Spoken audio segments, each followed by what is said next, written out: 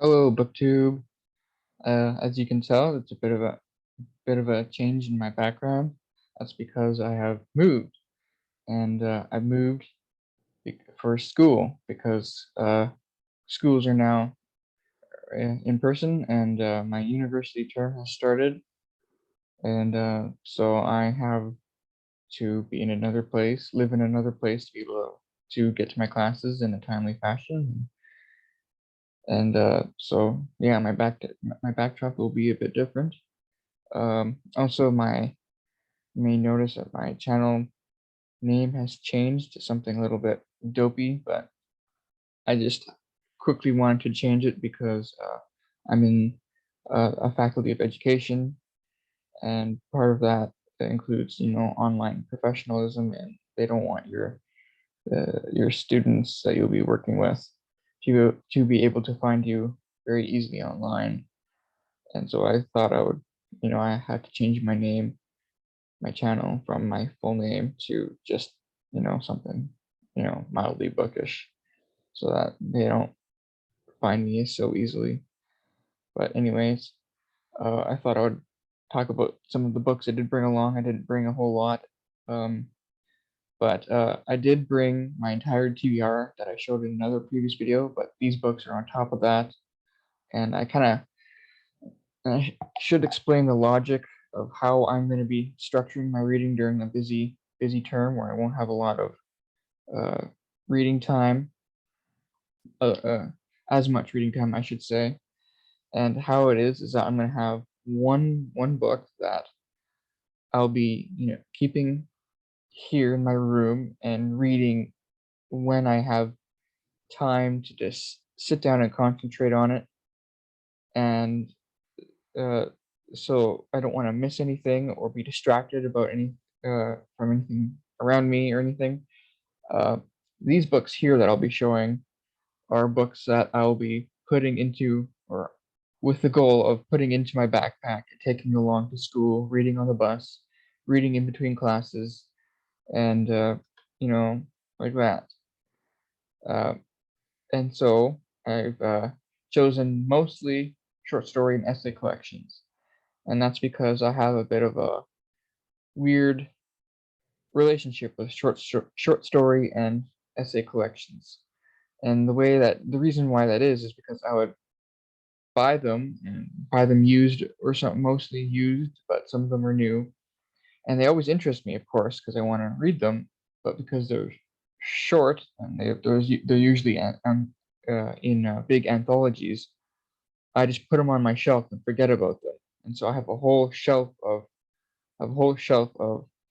short stories and essays that I've not nearly touched as much as I would like. And so part of my logic of bringing some of these books along for my backpack is to be able to finally get into them and read them a bit more and uh, interact with some of the books that I kind of felt guilty about neglecting for so long. And so I guess I should get into it now. The first book on the list will kind of feel uh, counterintuitive because I said I want books in my backpack, and this book doesn't fit very well in my backpack, but I have to bring it along anyways. And that's my collection of Sherlock Holmes stories. This is not the complete. This is just a reprinting, like a facsimile reprinting of, I think, three short story collections of Sherlock Holmes, and including a novel.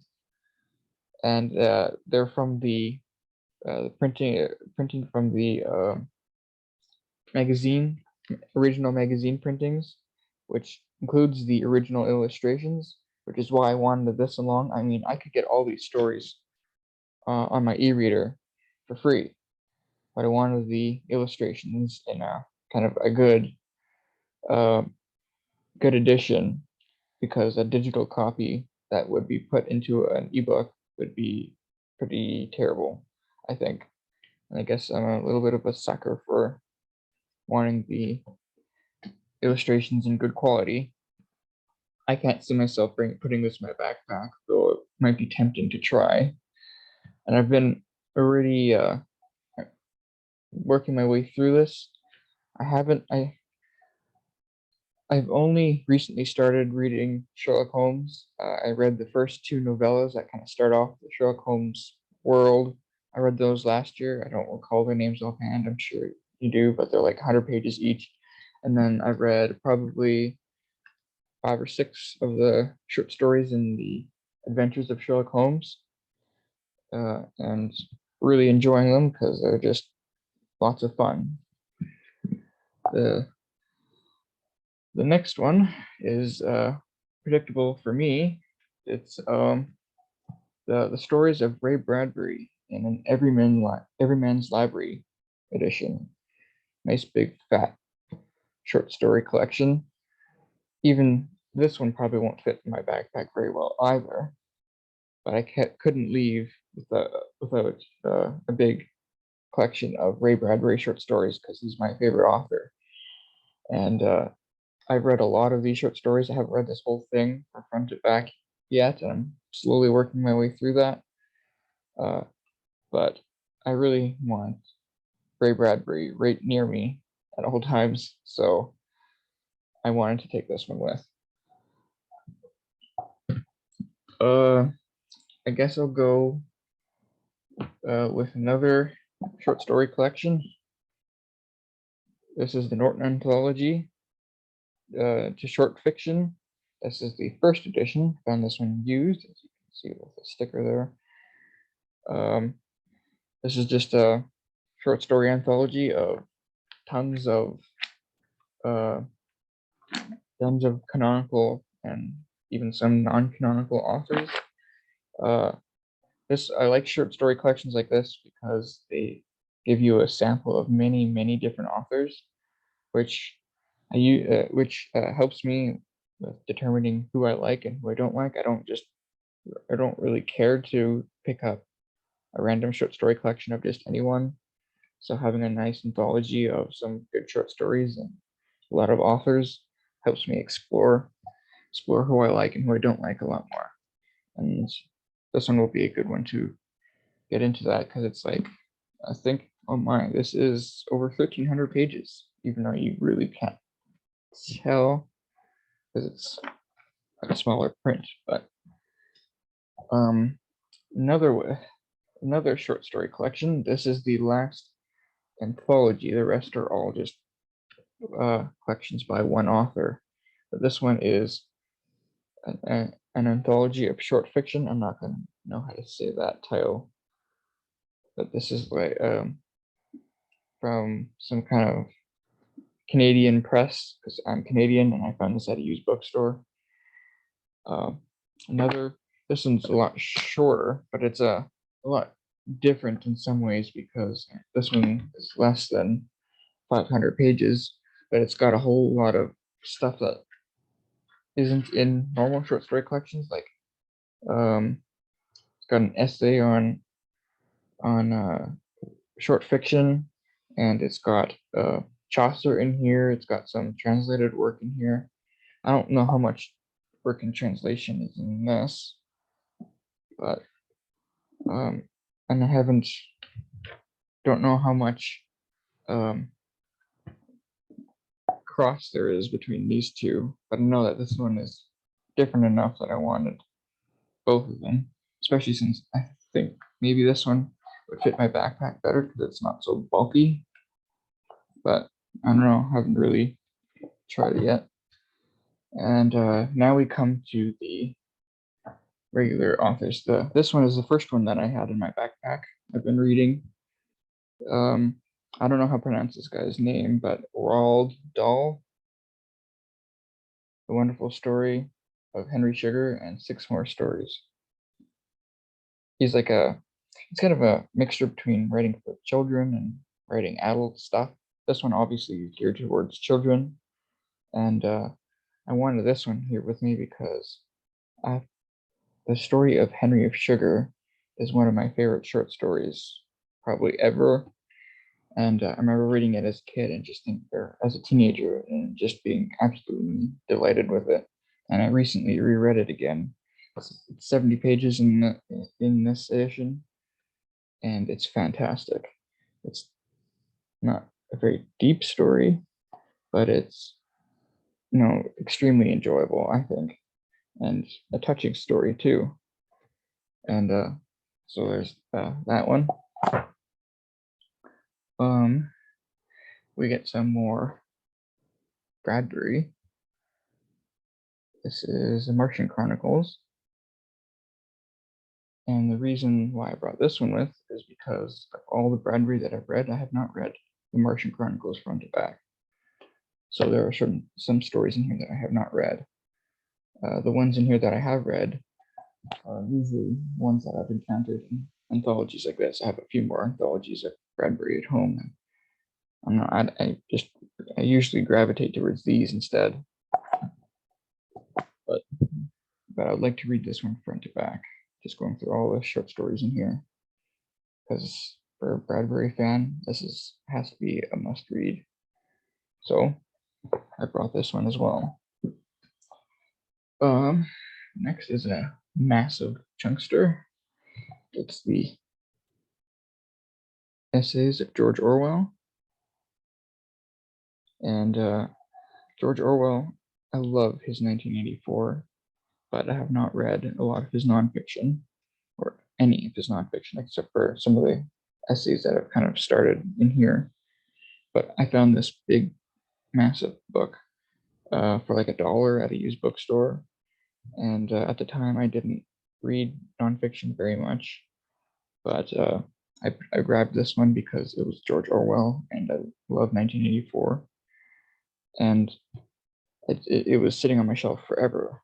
And learning more about who Orwell was and kind of what impact he had, and how much nonfiction and essays that he wrote, I wanted to bring this one along and maybe poke through it a bit.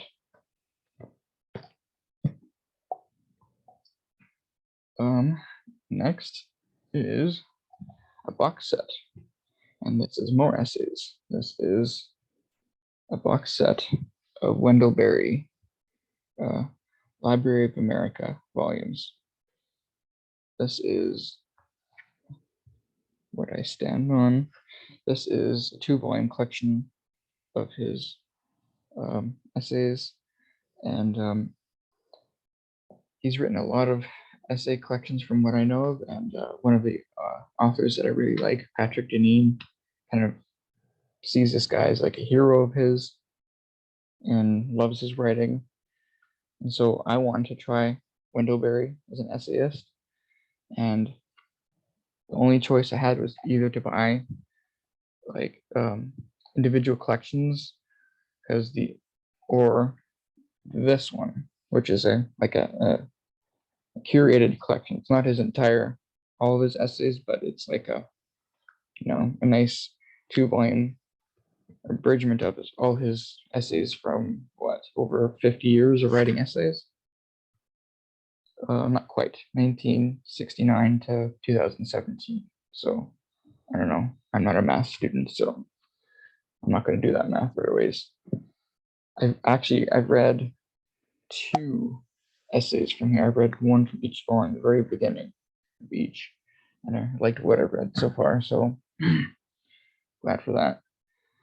The next one is novel, and I picked this one up because, well, one of my classrooms that I have to sit in on a high school classroom as part of my education program, and the English teacher is assigning this novel. It's like this one. It's Night by Elie Wiesel.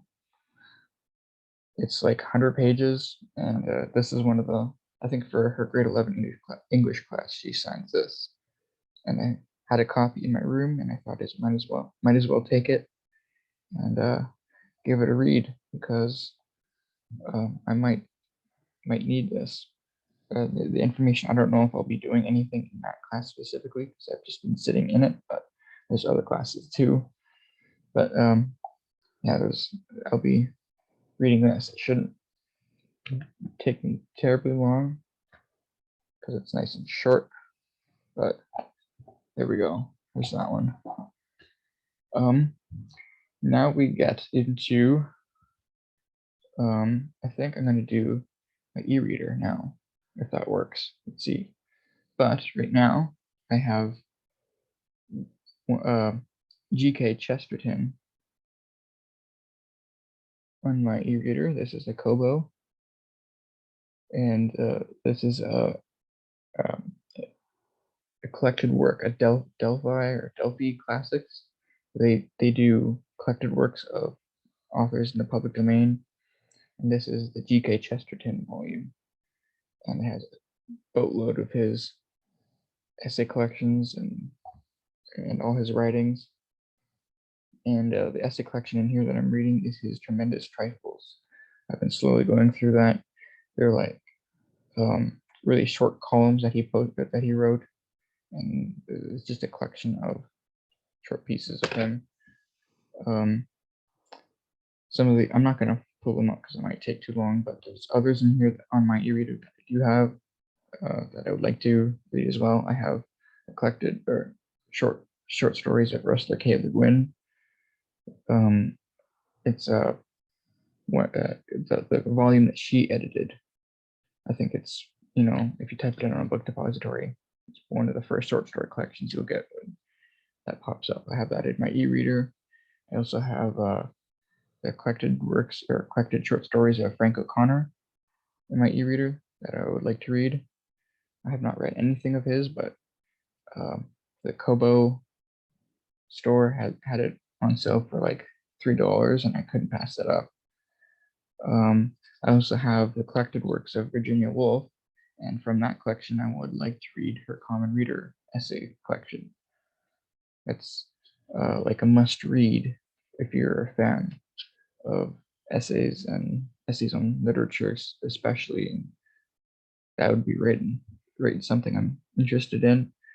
And I'm a fan of Virginia Woolf, even though she is very elusive for me, and so I'm kind of in that kind of weird process with Virginia Woolf where I really like her, but I don't understand a lot of her. I don't understand a lot of her writing. I've read one of her novels. I've read A Room of One's Own, and they're both mystifying to me. Though I read some of her essays, especially her essay on Robinson Crusoe, and I found that was just a delight to read. So, and then I also in this Chesterton collection, I have his Father Brown stories, his collected, or all of his complete Father Brown stories, and I have not read any of those, and I'd like to give it a try. And then I also have, I think that's it for there. And then lastly, I would like to talk about what I am reading currently right now, and the book that's currently in my backpack that I'm taking with me everywhere on the bus and in class is a short story collection of Thomas Mann's short stories. Thomas Mann. This is a vintage paperback with a red spine.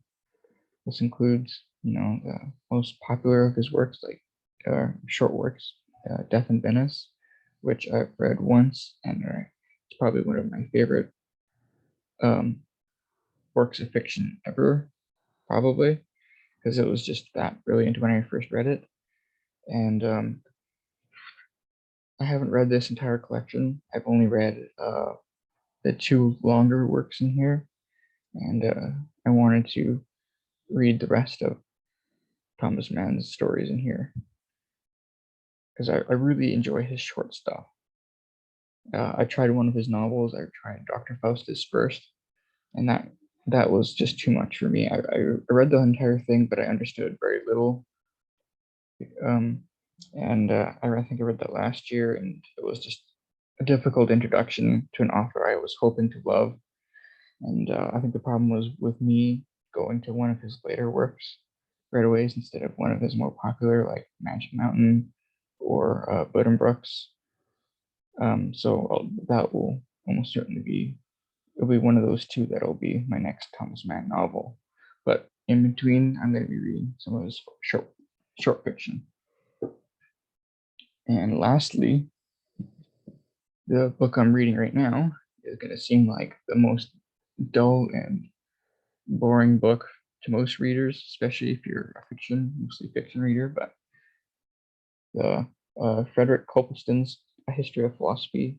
This is a collection volume of his first three, Volume 1, Volume 2, and Volume 3. Volume 1 is on Greece and Rome. 2 and 3 are all medieval focused, and this volume is 1,500 pages.